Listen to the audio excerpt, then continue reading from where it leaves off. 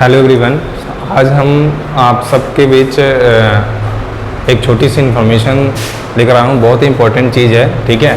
ये बहुत ही आपके लिए लाभदायक होगा, खास करके क्लास 10 के बच्चे के लिए, ठीक है। बोर्ड एग्ज़ाम स्ट्रेटजी कैसे, मतलब बोर्ड एग्ज़ाम के लिए हम प्रिपरेशन कैसे करें, किस तरह से प्रिपरेशन करेंगे कि बोर्ड में अच्छा नंबर आएगा, ठीक है। तो उस बहुत सारे बच्चे ने बोला कि सर बोर्ड का प्रिपरेशन किस तरह से करें, तो मैं एक छोटा सा प्लान लेकर आया हूँ, ठीक है। आगे और भी सारी चीज़ें बताएंगे, ठीक है। लेकिन पहले एक छोटे से फॉर्मेट में आपके सामने प्रेजेंट करने वाला हूँ, जिसके माध्यम से हर एक चीज़ों को आपको समझाऊंगा कि कैसे बोर्ड में आपको तैयारी करनी है। बोर्ड से पहले कितना ज़्यादा आपको टाइम देना है खुद के ऊपर, कौन कौन से चीज़ें पढ़नी है, कौन कौन से मटेरियल को आपको ज़्यादा अच्छे से कवर करना है, ठीक है। तो ये सारी बातों को हम लोग इस वीडियो में करेंगे, इस लेक्चर के माध्यम से, ठीक है।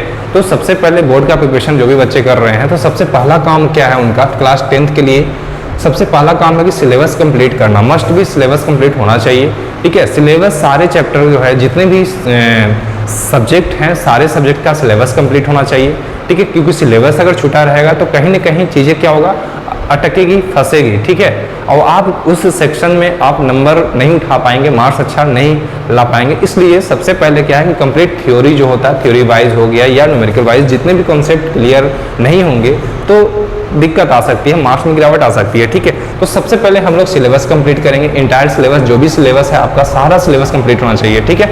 दूसरी चीज़, सिलेबस कंप्लीट के साथ साथ नोट्स कंप्लीट। बहुत सारे बच्चे क्या करता है एग्जाम के टाइम में, एग्जाम के जस्ट 4 मंथ बिफोर क्या करता है, बहुत सारे बच्चे होते हैं स्कूल का नोट्स वगैरह प्रिपेयर करते हैं, ठीक है। तो वो तो अच्छी बात है, लेकिन नोट्स प्रिपेयर करें तो साथ साथ रिवाइज करें, ठीक है।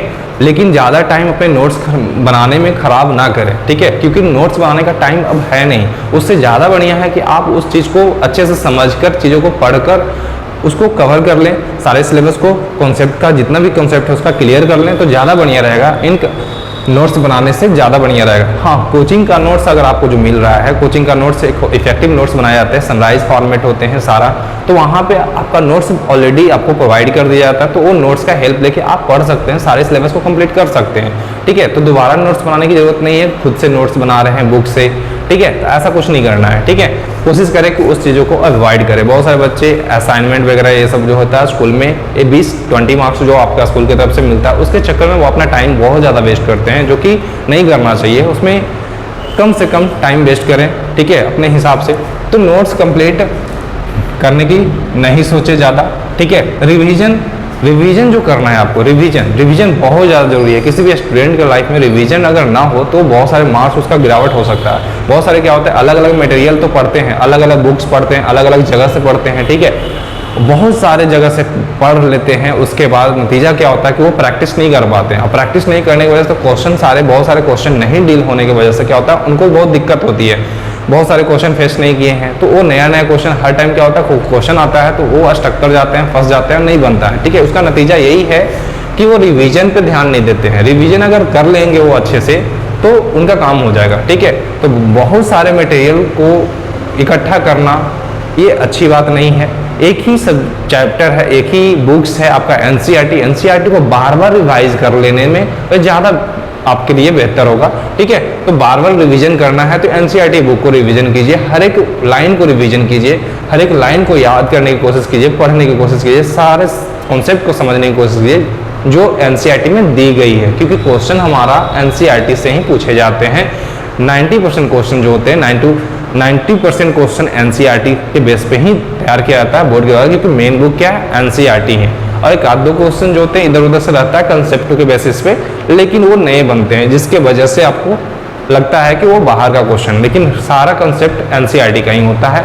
सीबीएसई का जो मेन बुक है आपका एनसीईआरटी, ठीक है। तो एनसीईआरटी से रिवीजन करें। न्यूमेरिकल्स कहाँ से करें, बहुत सारे बच्चे का प्रॉब्लम्स होता है कि न्यूमेरिकल्स हम कहाँ से करें, ठीक है। तो न्यूमेरिकल्स के लिए देखिए, ज़्यादा कुछ न्यूमेरिकल्स तो बहुत ज़्यादा बन सकते हैं, क्योंकि यहाँ पे फिजिक्स का पार्ट है, लाइट हो गया आपका, लाइट हो गया, यहाँ पे इलेक्ट्रिसिटी हो गया, यहाँ से बहुत ज़्यादा न्यूमेरिकल्स आते हैं। तो इलेक्ट्रिसिटी से भी बहुत अच्छे अच्छे न्यूमेरिकल्स आते हैं, ठीक है। लाइट से भी अच्छे अच्छे न्यूमेरिकल्स आते हैं, तो वहाँ पे आपको बहुत ज़्यादा ध्यान देने की जरूरत होगा।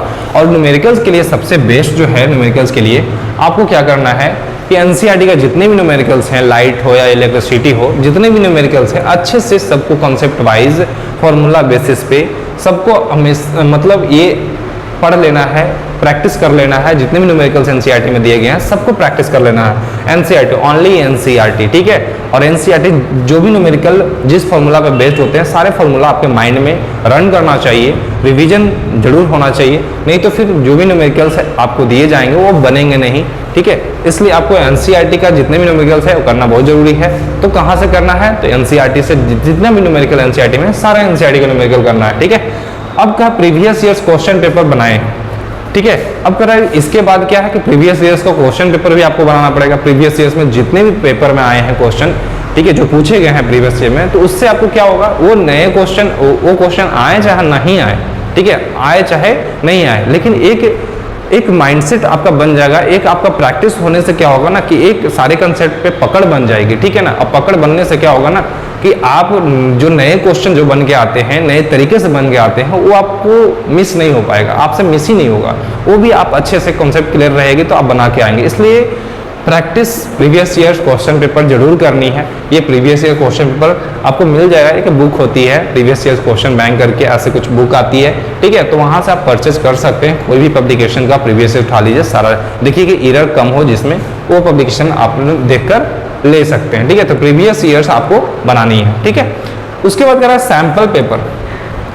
सैंपल पेपर कौन सी अच्छी होती है, सैंपल पेपर कौन सी अच्छी, तो कोई भी कंपनी का कोई भी पब्लिकेशन का आप सैंपल पेपर खरीद सकते हैं। एडुकार्ट हो गया, ठीक है, एडुकार्ट हो गया, ओसवाल हो गया, कोई भी जो भी है जिसका भी सैंपल पेपर, क्योंकि सैंपल पेपर में एक प्रैक्टिस सेट दिया हुआ रहता है, 10 सेट दिया हुआ रहता है, तो आप प्रैक्टिस कर लेंगे तो तरह तरह का क्वेश्चन जो भी बनते हैं, ठीक है ना, कंपटेंसी बेस्ड क्वेश्चन वगैरह, तो उसका आइडिया आपको लग जाएगा उसके माध्यम से कि हमारा बोर्ड में जो पूछे जाएंगे, जिस तरह से पूछे जाएंगे, जिस पैटर्न पे पूछे जाएंगे क्वेश्चन, तो आपको सैंपल पेपर से ही आइडिया लगेगा, ठीक है। तो सैंपल पेपर बनाना बहुत जरूरी है, ठीक है। सारे क्वेश्चंस वहाँ पे अच्छे अच्छे क्वेश्चन दिया जाता है, फॉर्मुलेट करके क्वेश्चंस को, एनसीईआरटी का क्वेश्चन को सारे बनाया जाता है, उसमें दिया हुआ होता है, ठीक है।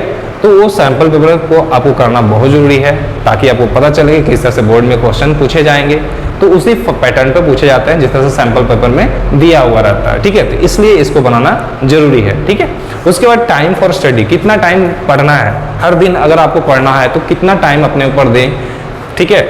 तो आपको मैं अपने तरफ से यही बोलूँगा कि जितने भी सब्जेक्ट हैं, जितना भी सब्जेक्ट है सबको इक्वली टाइम देना है। इक्वली टाइम, अगर आपका कोई भी सब्जेक्ट वीक है, ज़्यादा वीक है, तो उस पर ज़्यादा टाइम देने की ज़रूरत है, ठीक है। अगर मैथ साइंस बहुत अच्छा है, ठीक है, 30 पे देन कम टाइम भी आप देंगे तो बहुत अच्छा जाएगा, ठीक है। एग्जाम तो अच्छा ही जाएगा, कम टाइम भी, अगर 1 घंटा 1.5 घंटा भी इस पर फोकस करते हैं, मेन चीज़ों को रिवाइज कर लेते हैं, तो आपको ये अच्छे नंबर ला देंगे, ठीक है।